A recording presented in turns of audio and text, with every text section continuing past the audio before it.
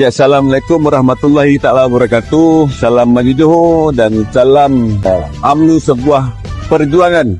Dan hari ini merupakan hari terakhir mesyuarat ataupun perhimpunan Agung UMNO bagi tahun 2025.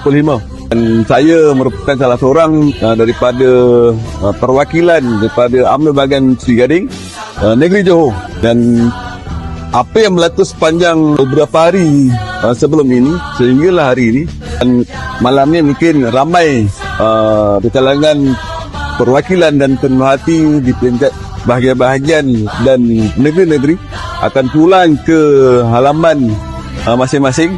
Dan saya mengharapkan semoga apa agenda, apa aspirasi, apa usul atau saranan yang kita dapat daripada PAU pada kali ini dapat diterjemahkan di peringkat Akrombi, dapat dikisahkan di peringkat UMNO cawangan-cawangan, di peringkat UMNO bahagian-bahagian dan juga negeri-negeri, khususnya di peringkat kawasan UMNO Seri Gading, di peringkat kawasan UMNO Negeri Johor itu sendiri.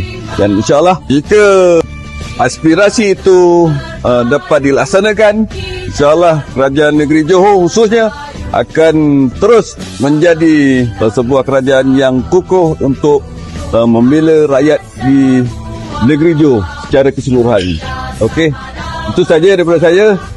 Saya sudahi dengan wabillahi taufiq wal hidayah. Wassalamualaikum warahmatullahi taala wabarakatuh.